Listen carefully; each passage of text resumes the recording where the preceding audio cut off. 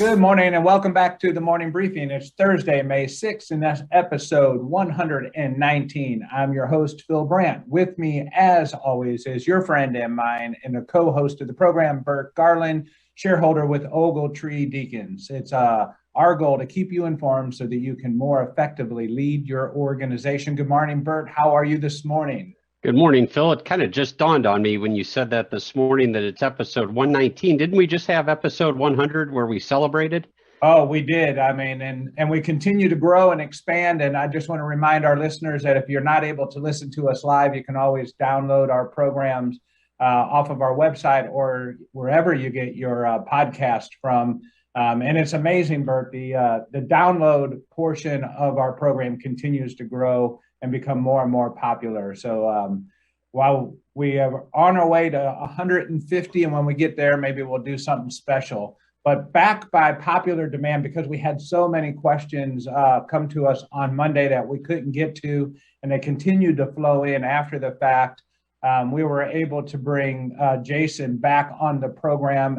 Just as a reminder, Jason is the shareholder for Ogletree out of the Cleveland office that works with the Affordable Care Act, COBRA, HIPAA, ERISA, wellness plan designs, and compensation compliance for Ogletree. So Jason, good morning. We're happy to have you back on the program. Morning. Thanks for having me back. Good. Happy to have you as well. You knocked it out of the park on Monday. I just want to give a real quick recap that we discussed Monday morning. So we had some discussion about the time frame in which we need to look back to October 19th. That's pretty October 2019. That's pretty cut and dry. We talked a little bit about dependents at the age of 26 and would they be eligible for the subsidy should they age off of your healthcare program. And I believe that answer was yes, they would be eligible. Is that correct? Well, opting out based on age would be a COBRA event, but subsidized COBRA is a little bit different. So they wouldn't necessarily get that subsidized COBRA. Okay, so they would not necessarily be eligible for the subsidy. Then we also talked about the voluntary versus involuntary and gross misconducts and the definition of those. And then we also discussed finally the full-time personnel moving to part-time status and becoming eligible for COBRA subsidy. And if you can remind us about that real quick, I believe they were eligible by going from full-time to part-time status, even if they elected that choice themselves. Right. You have to really distinguish between a termination of employment, and for subsidy purposes, a termination of employment must be involuntary. And so that's, pretty easy, although there could be some questionable situations as to whether something is truly involuntary. The actual reduction of hours is a much different, and it's really any reduction of hours. So it could be anything from, the employer saying, okay, employee, you're going from 35 hours to 25 hours, and that's going to trigger a loss of coverage, to the employee coming to you and saying, hey, I'm working 40 hours, but I only really want to work 20. And the employer saying, okay, we'll put you at 20. And if that triggers a loss of coverage, then that will result in subsidized coverage. So you have to take into account termination of employments. Those need to be involuntary, but a reduction of hours, it could be any reduction of hours, whether or not it's a kind of an employer driven decision or whether it's the actual employee who might even just be requesting less hours. Yeah, very good. And I like how you're clever in how you answer these questions. It's just really clever when you're not saying it depends, right? You're just giving us the scenario. Yeah, well, there we go. It depends. It's perfect. Right on cue. Good job, producer Nick in the background. All right. So I was after our program, I was giving this some thought because many of our employers are really struggling with the hiring, and we kind of touched on this. But when restaurants are struggling, and Bert was referencing that. If you take unemployment and you add the subsidized unemployment on top of that, and then you subsidize healthcare COBRA on top of that at no cost, I mean, you have to really pay someone a lot before it doesn't make sense for them to stay home. I mean, right now, our government's done a really good job, I believe, in establishing a stay-at-home benefit that's causing a lot of problems for our employers, because you're going to have to pay well above the $15 an hour when you consider, well, I've been terminated, I can stay home and get all of my unemployment plus the federal unemployment plus subsidized COBRA, I got to pay well above $15 an hour to make it worth my time to come back to work. So just some thought there. Yeah, absolutely. I would agree with that. Free health coverage for 6 months for somebody who, lost a job, they're on unemployment, and, typically COBRA could cost, anywhere from, significant, high 3 figures, maybe, $800-900. And then if you consider family coverage, you're talking 4 figures. And that's a substantial amount that normally the individual is not going to pay because they can't afford it. And now all they have to do is fill out a COBRA election form that employers need to send out, assuming they're eligible for the subsidized coverage. And for up to 6 months, they get free health plan coverage. Yeah. Well, and to Phil's point on that, if the individual is working for the company instead of staying at home, they're making their, let's say, $15 an hour, but they're not getting 100% healthcare coverage. They're having to pay a portion of their healthcare coverage if they're employed. Under the mechanism that's been set up by the government, they're getting their state unemployment, the subsidized unemployment from the federal government, and 100% of the coverage of the COBRA premium. So it's actually less expensive for them to remain out of work and to elect this COBRA continuation coverage than to go back to work. Yeah. And so with that, when does this program end? Is there a date been established for that? It's just escaping me. Do you recall it, Jason? Right. So this subsidized, essentially, quote, free coverage for employees, it runs from April 1 of this year through the end of September. So we're looking at 6 months of subsidized coverage.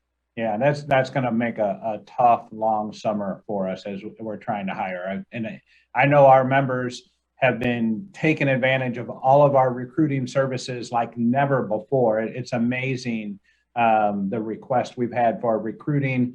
We just finished last month, and I know our members, listen, we have a leading indicator. It's our background check business, which really is spanning those employers primarily in the Midwest, even though it's a national search capability. But most of our clients, our members, come from Missouri, Illinois, and Indiana.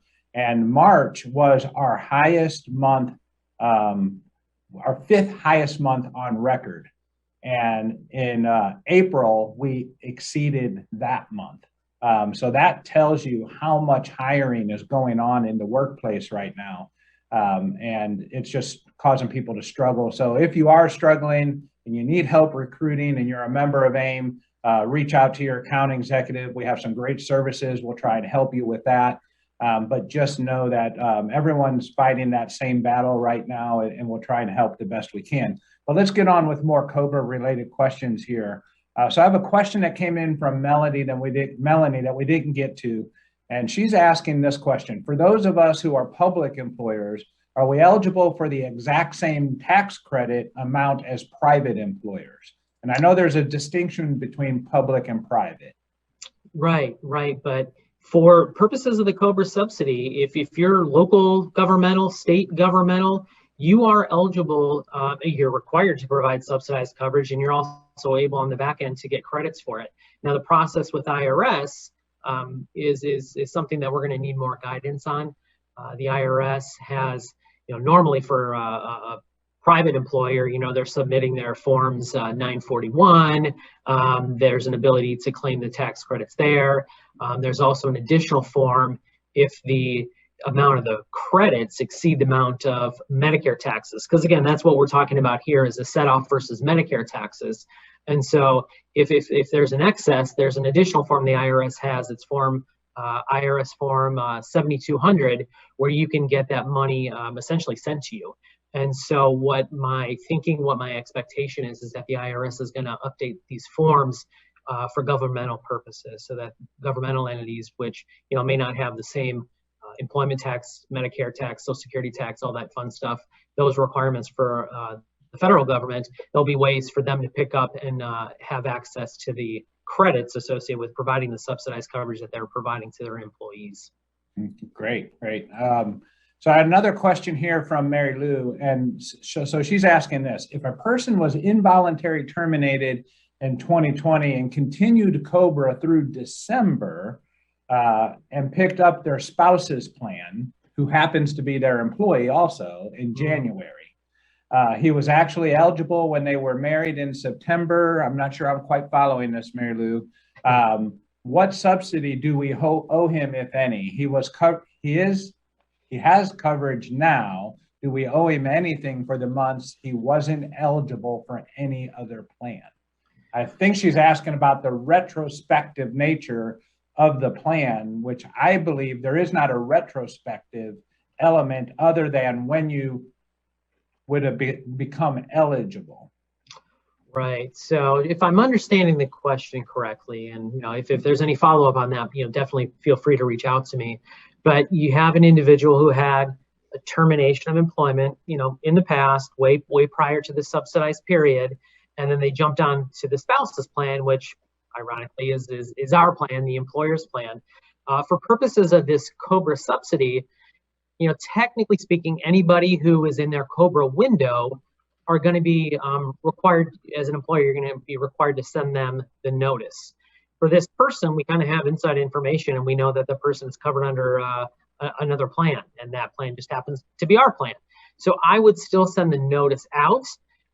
Is this individual entitled to some kind of retro COBRA based on what we have going on here with the ARPA COBRA subsidy? I mean, generally the answer to that is no. They would get kind of that second bite at the apple notice telling them that they may be eligible for subsidized COBRA coverage from April 1 through the end of either the COBRA period or September 30th. But in this situation, we specifically know that they do have and they're eligible for other group health plan coverage, which just happens to be our coverage. It might be something that the Department of Labor flushes out if and when they ever issue guidance in this area. But that's my take, is essentially that you would send out the notice, this person, and technically speaking, without that inside information, they may or may not be an assisted eligible individual. But they'd get that notice, and they would see in the notice, if you're eligible for other group health plan coverage, you're not entitled to subsidized coverage. And I think that person would just kind of go away, wouldn't hear back from them. Yeah, and Jason, you correct me if I'm wrong, but it's my understanding that this is not a retrospective coverage for time missed prior to, is it April 1st? Correct. Correct.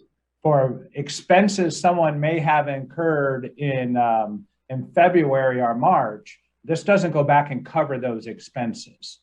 Yeah, that's correct. We're just talking about the subsidized COBRA piece. There's other stuff going on in the COBRA world related to COVID. There's been a delay or a tolling, really, I should say, of COBRA election rights, but that's separate and apart. For purposes of solely, our conversation today, and that's the ARPA COBRA subsidy, we're just talking about 6 months, April 1 through the end of September. So no retro, January, February subsidized coverage in that situation. Excellent. And I thought I'd bring up also real quickly, now that you mentioned it again, the supplementation period here, this COBRA coverage period that ends in September. It is worth noting, because it's on the same topic that we were discussing before, that the federal unemployment benefit extension, I believe that runs through September 6th of this year as well. So, that's what we were talking about before with the COBRA supplementation or the COBRA premium coverage, and the supplemental unemployment really does carry people through September of this year. I think the job outlook is going to be tough for these employers for the next several months because of these things. Yeah, and like sometimes when we get a group of our employees together in our roundtables, we want to go on and on about it, and sooner or later you just got to say, hey, look, there's nothing we're going to be able to do about that. So we have to put in play short-term strategies to try and mitigate that and manage it. But it is important for our HR folks and their leadership teams to recognize that's what you're up against, right? That's the competition today, as much as it is your neighboring employee, a neighboring employer who you're in a wage battle with. You have to keep that competition of the unemployment benefits and the COBRA benefits to go along with it in mind as you think through your hiring strategies. Exactly. Phil, I see we have tons more questions coming in on the chat line. Let's keep rolling with Jason here. All right, we're going to keep going. Any advice on the best way for notices to be delivered to former employees? Any advice on that, Jason? Yeah, the starting point with any kind of COBRA notice is, let's make sure it gets in the mail. First class mail is perfectly fine, and you can always go above and beyond and send it certified to see if it got delivered. But, really look towards first class mail to the last known address that was in your files. You can go beyond that. We could talk about electronic communication using email, but I'm always sensitive to that. And I think employers need to be very careful about using email addresses or posting things. There's very specific rules that the DOL has with using electronic media. So for this purpose, I would tend to just use first class mail and send it out that way. And that way, at least for purposes of the DOL, you've done what you're supposed to do. Like I said, you can go above and beyond if you're concerned about something getting to somebody and send it certified so it got either delivered or you'll get notice that that person doesn't live there anymore. But first class mail is perfectly acceptable. Absolutely. It seems to be continue to get lots of questions in through the chat line as well, just around the reimbursement for the COBRA premiums. How's that going to work? Can you cover that for us again? I know we did discuss that Monday, but maybe some more information on that reimbursement process. Right. So some of you employers may have dealt with some of the reimbursement stuff under the FFCRA or CARES Act, things like that. This is pretty similar. And essentially what you're doing is as an employer, what you're going to be tracking is you're going to be tracking the amount that was subsidized. And you take that amount and you get a tax credit specifically against your Medicare tax withholding. And so Form 941 that employers submit on typically a quarterly basis is going to have that information, and it should be updated to take into account the COBRA subsidy. So if I'm just making up numbers here, say Medicare withholding is $10,000 and you subsidize $2,000, then you'll get a credit for those $2,000. If there's a situation where the COBRA subsidy actually exceeds the Medicare withholding. So say the subsidy is $10,000 and Medicare is $2,000. And again, I'm just making up numbers. Then you have a $8,000 difference, and that $8,000 difference can actually be claimed on another IRS form. And that IRS form is going to be IRS form 7200. And with that, theoretically, you fill out the form. I've seen a draft updated form for form 7200. It just has a line item for COBRA subsidy. And so you put that $8,000 on that form, submit it, and then the IRS would essentially credit you or send you a check for that $8,000. So it really goes through that payroll tax perspective, applied specifically against Medicare. And if there is an excess, then you would look to that other form, that form 7200, so that you can actually get reimbursement and get that cash in hand. Yeah. Lots of questions coming in through the chat line. Just keep them coming, and we'll try and address them as we go along here. This question came in from Jennifer, and I'm going to paraphrase this because there's several questions centered around this, but I'll read her question here. I'm sorry. After looking at the COBRA letter, I'm not sure what the start date would be. For example, we let someone go, and the COBRA letter stated that if elected, COBRA continuation coverage would begin on February 1, 2020 and can last until July 31st, 2021. So would that be the same start date, but would we, the employer, cover COBRA costs from April 1st to July 31st, 2021? Right, so there's really two pieces to this. There's the kind of standard COBRA, and then there's the subsidy period. So for your terminations that have happened in the past, you know what those dates are, and you're going to communicate that in the updated COBRA notice that you'll be sending out to people who essentially either are on COBRA and have continued to pay their premiums up until the end of March, and April 1 they would start their subsidized COBRA period, or people who had a COBRA event, an involuntary termination in the past, a reduction of hours in the past, who get essentially a second bite at the apple to jump on April 1st.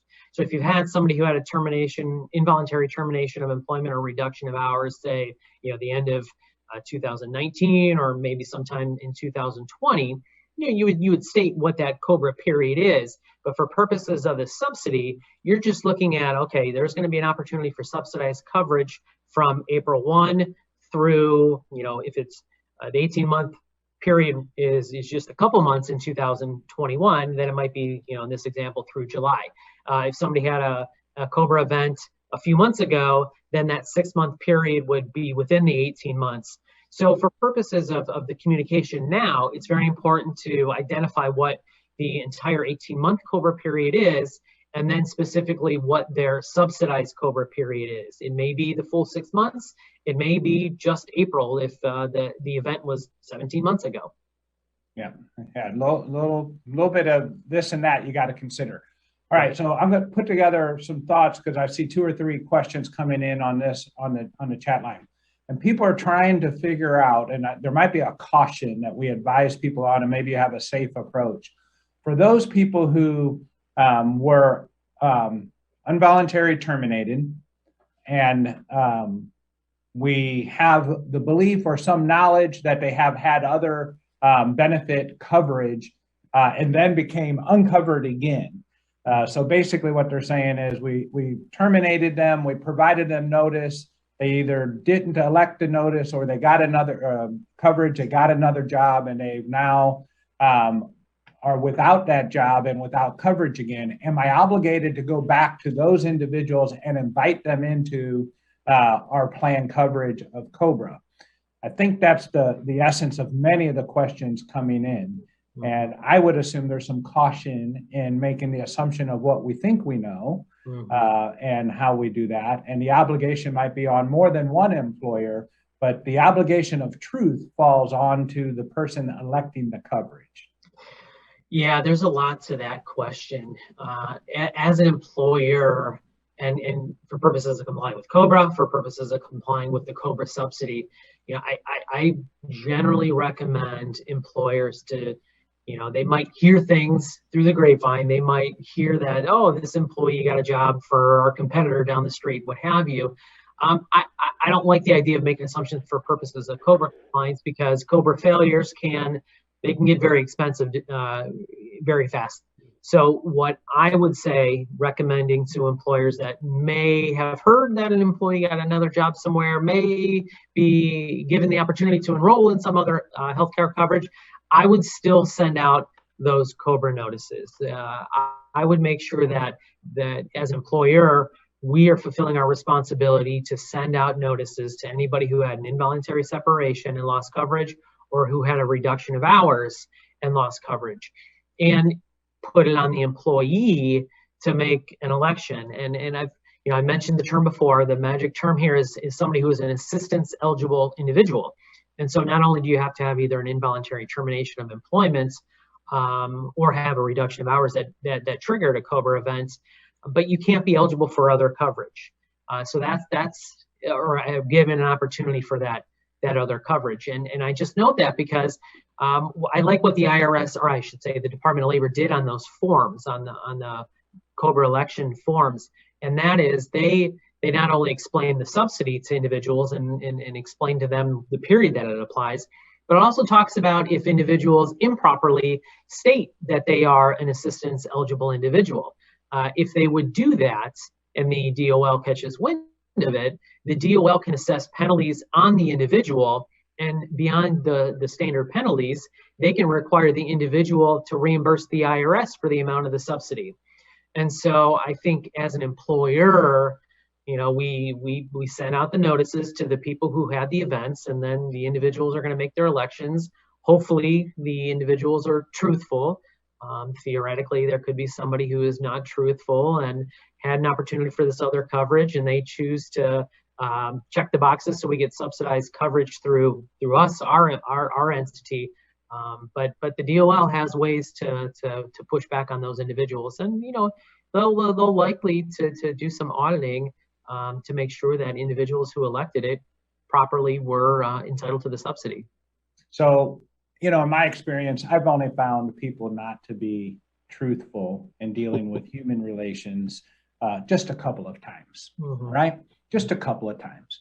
However, if somebody felt that there was someone being untruthful and they were electing their coverage and it was costing their business not only some administration effort and time, but the cost and the process of becoming reimbursed, what would an employer do? Who would they notify? Department of Labor if they thought, hey, this person, we've done our job, but we don't believe they're really eligible for these benefits through us? Yeah, I would think it's a friendly phone call to your local IRS or Department of Labor agent, because again, this is the COBRA world. It brings into play IRS and DOL. So you've got the DOL who has certain responsibilities. You have the IRS who's really doing the heavy work on the subsidy itself. So the IRS would want to get its money back. The Department of Labor would assess its penalties on those individuals. Yeah. Okay. Michelle, Michelle submitted a question a week or so ago, and it's really complex. Michelle, you can see on the ticker there that we have Jason's email address. I would suggest, Michelle, you reach out to Jason and enter into an agreement with Jason and get some real legal advice. But in short, Michelle was looking to provide benefit coverage outside of COBRA for an employee that has been terminated, but they know also has a very serious illness, and there's some citizenship complexity to this. It's way beyond what we can be able to get into on this program. But Michelle, you're going to need some legal advice with some of the cleverness that you're looking for there. And I would suggest working with Jason or whoever your firm is to get that advice. But we did take a look at that, Jason and I, and we thought that might be the best way to look after you and your needs. And that is to get some advice professionally beyond the scope of what this program does. So Michelle, I wish you the best with that. And sorry that we can't help you more. We don't make a habit of not providing good help there, but that one's quite complicated. Elaine had a question here, and she says, an employee is on medical leave of absence, short-term disability that has been exhausted. Long-term disability benefit is pending, but they believe it is certain and will be warranted. The company has to terminate the employee and offer COBRA. Would that be considered involuntary termination, medically unable to return to work? Yeah, even before we get to that specific part of it, just remember that any reduction of hours that triggers COBRA, that is going to be a subsidy event. So you might have situations where people go on any kind of leave, whether it's some sort of approved leave, whether it is FMLA leave followed by ADA type leave. If there's a loss of coverage, then you're going to be looking at the subsidy. Beyond that, if we have to separate individuals because of a medical condition, as of right now, based on the guidance, and like I said, the Department of Labor could come out and hopefully they're going to issue more guidance associated with this. But for that population who we have to separate because of a medical condition, I would issue the COBRA notices and give them an opportunity. Okay. Now, Jason, what about those benefits that are not like the ancillary benefits and the subsidy or the coverage cost for those, vision, dental, any of the other programs that employers might be providing? How are those handled? Yeah, the short answer here is that it's medical, dental, vision. That's what we're taking into account for purposes of the subsidy. Anything else like a health FSA or HRA or things like that is outside the scope. But medical, dental, vision, that's what we have to consider here. All right, excellent. Jason, you did a great job. I appreciate you joining us 2 days in a row for the program. Thank you very much, Bert. Hey, Phil, real quickly, while I see we have about a minute left, and if I could, while we have Jason on the program here, Jason, can you say just a word or two about incentive programs for vaccinations? We've talked about it on the program a few times, but as I've warned people, I am not a benefits expert, so I will leave that to you. If you could just give a quick couple words on that. Yeah, 1 minute. I'll do my best. So COBRA incentives, for me as a benefit attorney, all I'm thinking about is, okay, there's HIPAA wellness regulations, there's ADA wellness regulations. Depending on what the incentive is and what kind of information we're getting back, we could be finding ourselves dealing with HIPAA, dealing with the ADA. Beyond that, depending on what the framework of the program is, we could have an ERISA benefit, and we could have a group health plan. So there's lots to it. The starting point, whenever I talk to employers about an incentive program with respect to COVID vaccines, is that, okay, well, there is a narrow path that we can take so that you have a COVID vaccine incentive program, that's not subject to anything in the HIPAA world and the ADA world. And that's a purely voluntary, what I call card for incentive program. And so if you're given a vaccine card, an employer doesn't ask any questions about it. They just take the card and they say, okay, well, we'll give you, maybe the incentive is 4 hours of PTO or 8 hours of PTO. In that narrow context, you are not subject to any of these rules. The first trap in that kind of program is, okay, well, time goes by, it's been a month, somebody in HR and benefits looks at that list of people who've been vaccinated and received the vaccine and starts going out to people and saying, hey, you haven't gotten the COVID vaccine. What's going on? Why haven't you done that? Well, you do that, then arguably you're making a medical inquiry or a disability inquiry, and you're putting yourself into the ADA world. And I note the ADA world because the incentive amounts in the ADA world, that's been a big discussion point for years and years and years. And earlier this year, there were proposed regulations that came out and said, well, if your incentive is tied to your group health plan, then you can rely on the HIPAA rules and you can give a pretty juicy incentive. But if you're not tied to your group health plan, then the incentive can only be de minimis. And now we're talking like a t-shirt or a mug or something like that. And that's the concern now. I should note those regulations have been put on hold. But if you're given, 4 hours of paid time leave, or if you're given, $100 gift card to Amazon to buy something for getting your vaccine, and you're starting to ask questions about it, then you could have some issues under the ADA. Different conversation if we're giving, group health plan incentives tied to getting the vaccine, that could put you into the HIPAA world. So that's me talking for 2 minutes. I mean, I could talk for an hour specifically on COVID incentives and how it works in the HIPAA, the ERISA, the ADA, all that area. So if you do have any kind of program, if you're going to be making tweaks to any program you might have, or you're thinking of rolling out a COVID incentive program, you do have to take into account that you could be finding yourself with the laundry list of employee benefit laws that could apply to a wellness plan.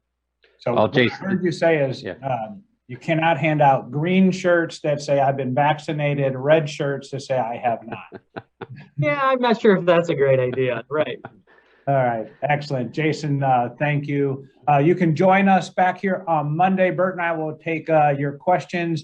We ask you to submit those questions as they relate to attendance. We're going to talk about attendance inside and out with some of these complications that we have that's been thrown our way with the emergency paid sick leave and the family medical leave extensions and so on. So we'll see you back here Monday at 7:30 Central Standard Time. Thank you very much for joining in. Bye-bye.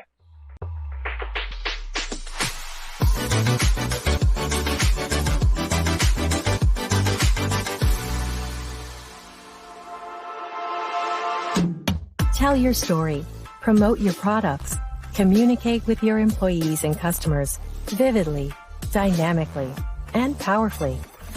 Whether it's a company video, recruitment video, online training, or live meeting, Feature Group can help you, from scripting to highly polished finished production.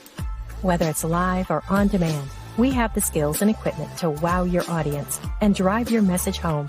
Click the link below for more information and a free quote on your next video, podcast, or live broadcast.